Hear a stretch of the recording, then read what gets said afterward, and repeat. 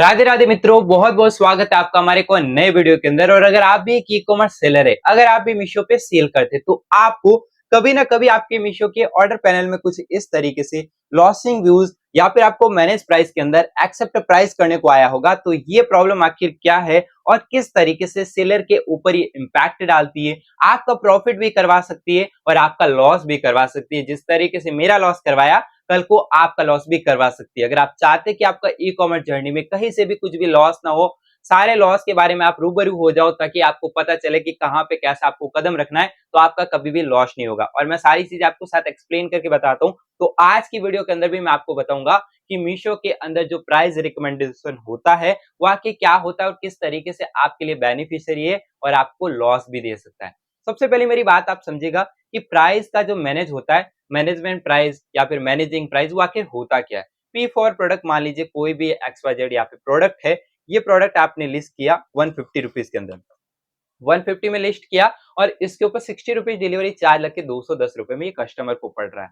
आपने जब कैटलॉग को लिस्ट किया था, आपने जब प्रोडक्ट को लिस्ट किया था, आपने जब प्राइस रखी थी, मीशो ने कुछ नहीं बोला था। मीशो ने बोला था दैट्स इज गुड प्राइस, ठीक है, और आपको आगे भेज दिया था। आपका QC पास हो गया था कैटलॉग का। लेकिन 10 दिन के अंदर, 15 दिन के अंदर जब मुझे इसका एक भी ऑर्डर नहीं आता है, तब मीशो हमें बताता है कि आपका जो प्राइस है वो लॉसिंग व्यूज है, मतलब प्राइस ज्यादा है जिससे आपका व्यूज कम होता जा रहा है। और जब दिखेगा ही नहीं लोगों को, तो क्या आपका प्रोडक्ट पे ऑर्डर आएगा? तो ऐसा बिल्कुल नहीं है। आपका ऑर्डर बिल्कुल नहीं आएगा। ये सही बता रहा है कि आपके प्रोडक्ट का व्यूज लॉस के अंदर जा रहा है। और अगर आप इनके बताई गई प्राइस को एक्सेप्ट कर लेते, तो आपका व्यूज है ना, वो बढ़ जाएगा, और व्यूज बढ़ जाएगा तो आपका ऑर्डर भी बढ़ जाएगा। अब बात ये आती है कि क्या आपको इनकी बात माननी चाहिए, क्या प्राइस रिकमेंडेशन होता है वो सही होता है, या फिर अगर प्राइस रिकमेंडेशन को एक्सेप्ट नहीं किया गया तो क्या आपका ऑर्डर आएगा या नहीं ही आएगा कभी। तो मैं आपको साफ सुथरी लैंग्वेज के अंदर बता देता हूँ।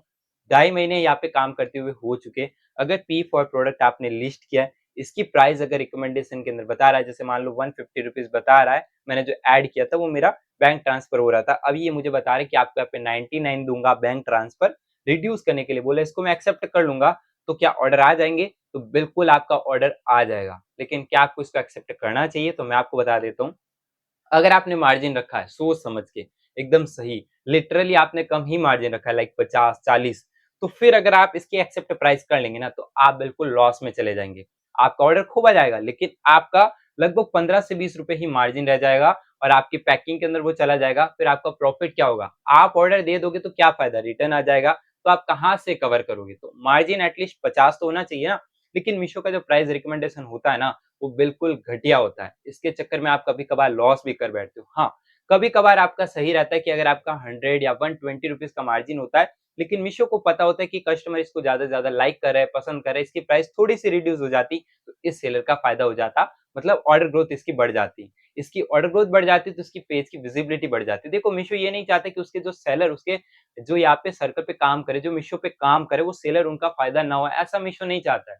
मीशो चाहता है फायदा हो, लेकिन मीशो को ये थोड़ी पता है कि एक्चुअल इसकी करंट प्राइस आपको क्या पड़ी है और आप कितने में लिस्ट कर, आप कितना मार्जिन रख रहे हैं।